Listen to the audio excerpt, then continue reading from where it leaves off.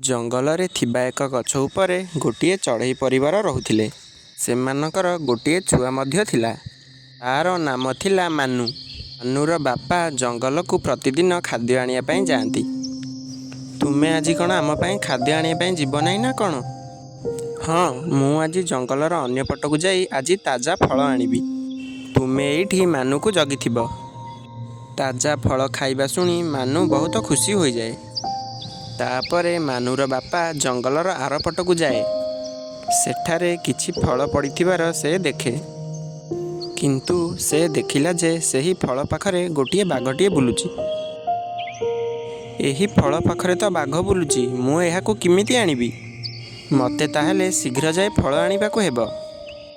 ଏହା କହି ମାନୁର ବାପା ଶୀଘ୍ର ଯାଇ ସେଠାରୁ ଫଳ ନେଇ ଆସିଲା ଓ ତା ଘରକୁ ଗଲା। ଫଳଗୁଡ଼ିକୁ ଦେଖି ମାନୁ ଓ ତାର ମା ବହୁତ ଖୁସି ହୋଇଗଲେ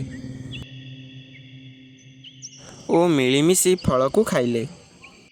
ତାପରେ ପିତା ପକ୍ଷୀ କହେ, ମାନୁ, ତୁ କେଉଁଦିନ ବଡ଼ ହେବୁ ଓ ଜଙ୍ଗଲରେ ଅନ୍ୟ ପକ୍ଷୀମାନଙ୍କ ସହିତ ବୁଲିବୁ? ମାନୁ, ତୁ କାଲିଠାରୁ ଆମ ସହିତ ଜଙ୍ଗଲକୁ ଯାଇ ସେଠାରେ ଉଡ଼ିବା ଶିଖିବୁ।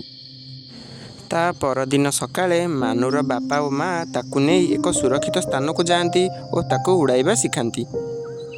ମା, ମୁଁ ଯଦି ଉଡ଼ିବା ଶିଖୁ ଶିଖୁ ପଡ଼ିଯାଏ ତାହେଲେ କ'ଣ ହେବ? ବ୍ୟସ୍ତ ହୋନା ମାନୁ, ଆମେ ତୋତେ ସାବଧାନ ସହିତ ଉଡ଼ିବା ଶିଖାଇବୁ।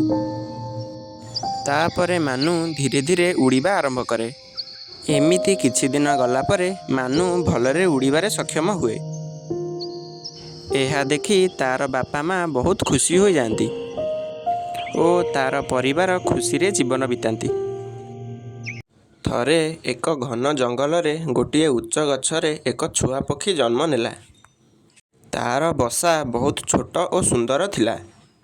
ମା ପକ୍ଷୀ ପ୍ରତିଦିନ ଖାଦ୍ୟ ସଂଗ୍ରହ କରିବାକୁ ଯାଏ ଓ ପିତା ପକ୍ଷୀ ତାକୁ ସୁରକ୍ଷା ଦିଏ। ଥରେ ଛୁଆ ପକ୍ଷୀ ତାର ବସାର ମୁଣ୍ଡ ଟେକି ତାର ଚତୁଃପାର୍ଶ୍ୱକୁ ଦେଖୁଥିଲା। ସେ ଦେଖିଲା ଯେ ଜଙ୍ଗଲରେ ବିଭିନ୍ନ ପ୍ରକାର ଜୀବ ଅଛନ୍ତି। ସେ ପ୍ରଶ୍ନ କଲା, ମା, ଏମାନେ କିଏ? ମା ପକ୍ଷୀ ହସି ଦେଇ କହିଲା, ଏମାନେ ହେଉଛନ୍ତି ଆମ ଜଙ୍ଗଲର ପରିବାର। ଏହି ଜଙ୍ଗଲ ହେଉଛି ଆମ ଘର। ଦିନକର ଘଟଣା, ଗୋଟିଏ ବାଘ ସେହି ଗଛ ନିକଟକୁ ଆସିଲା।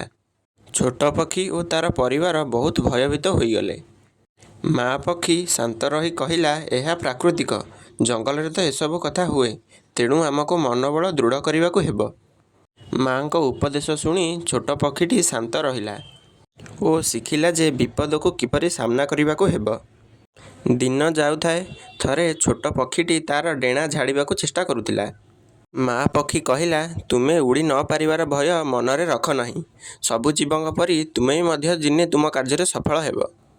ଦିନେ ଛୋଟ ପକ୍ଷୀଟି ତାର ବସାରୁ ଜଙ୍ଗଲରେ ଉଡ଼ିବାକୁ ଚେଷ୍ଟା କଲା ଏବଂ ସେଥିରେ ସଫଳ ମଧ୍ୟ ହେଲା। ପରିଶେଷରେ ସେ ଚାରିପଟେ ଉଡ଼ିବା ଆରମ୍ଭ କଲା ଏବଂ ସ୍ୱାଧୀନତା ପାଇଲା।